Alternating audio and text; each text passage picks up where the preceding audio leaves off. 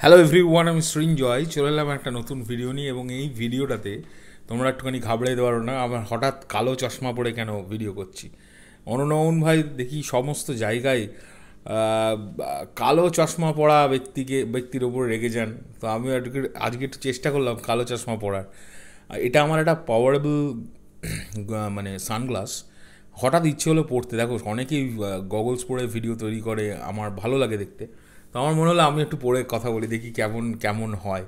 আমি কখনো করিনি এরম, ফার্স্ট টাইম। হ্যাঁ, আর যাই হোক, যে খবরটা মানে যে বিষয়টা নিয়ে এই ভিডিওটা তৈরি করব, বন্ধুরা, একটা ভিডিও, কিছু কিছু ভিডিও এমন হয় যেগুলো আমরা যখন দেখি আমাদের না মানে খুব ভালো লাগে। সেরকম একটু আগে একটা ভিডিও আমি দেখলাম, সেটা আহমেদ শরীফজি, যার ছবি কদিন আগেই রাজকুমারের সেট থেকে আমরা পেয়েছিলাম এবং আমরা জেনেছি তিনি রাজকুমারে অভিনয় করছেন। এবং উনি একজন ভেটেরান অ্যাক্টর, বাংলাদেশের প্রচণ্ড পুরনো এবং শ্রদ্ধেয় অ্যাক্টর। তো তিনি শাকিব ভাইয়ের সম্পর্কে একটা এত সুন্দর কথা বললেন, এবং স্পেশালি প্রিয়তমা সিনেমাটাকে নিয়ে এমন একটা কথা বললেন যেটা আমার মনে হলেও তোমাদের সঙ্গে শেয়ার করা উচিত। এবং আমি সেই ইন্টারভিউটার লিঙ্কটা তোমাদের কমেন্ট বক্সে দিয়ে দেবো। বাই দ্য ওয়ে, আমার খুব অকওয়ার্ড লাগছে এই চশমাটা পরে। আমি আর নেক্সট চশমা পরে ভিডিও করব কি করব না জানি না, মানে এই চশমাটা পরে কেমন লাগছে এটা অবশ্যই কিন্তু কমেন্ট করে জানিও। আমি ফার্স্ট টাইম কিন্তু এটা পরে ভিডিও করছি, জাস্ট ফর আ ফান।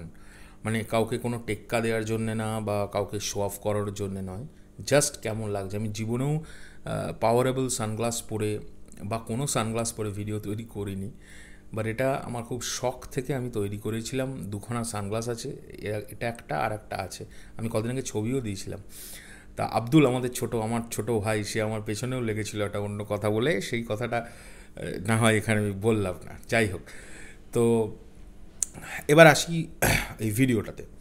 তো এখানে সাংবাদিক আমাদের আহমেদ শরীফজিকে জিজ্ঞেস করছেন যে এখনকার কাজ দেখেন, এখনকার ছেলে মেয়েদের কাজ দেখেন, আর যদিও দেখেন তাহলে কীরকম কাদের কাজ দেখেন। উনি স্পেশালি ফার্স্টেই নাম করলেন যে আমি সাকিবের কাজ দেখি, মানে দেখেছি রিসেন্টলি। আমি তো আমেরিকায় থাকি, এটা উনি বলছেন। উনি আমেরিকায় থাকেন বলে উনি প্রিয়তমা দেখতে গেছিলেন, অ্যান্ড উনি প্রচণ্ড প্রাউড অফ দ্যাট মোমেন্ট যে বিদেশের মাটিতে বসে উনি কিন্তু এই সিনেমাটি দেখেছেন।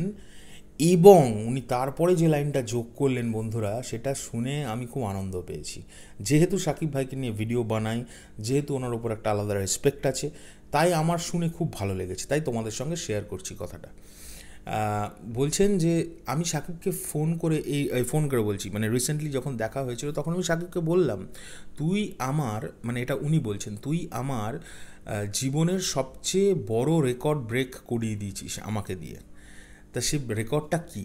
উনি বলছেন, আমি আমার আজীবৎকালে, মানে আমাদের শরীফজি বলছেন যে আমি আমার আজীবৎকালে আমি অনেক বড় সিনেমায় নিজে অভিনয় করেছি, আমি অনেক সিনেমা দেখেছি, আমার সামনে তৈরি হয়েছে, বাট কোনো সিনেমা আমি নিজের সিনেমায় দুবার দেখিনি জীবনে।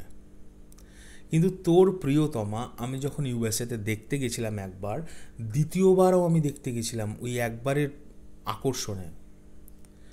এবং সাকিব ভাইজান বলেছেন, মানে শরীফজিকে, যে এটাই তো আমার কাছে একটা বড় মানে মেসেজ যে সিনেমাটা কেমন হয়েছে তার প্রমাণ।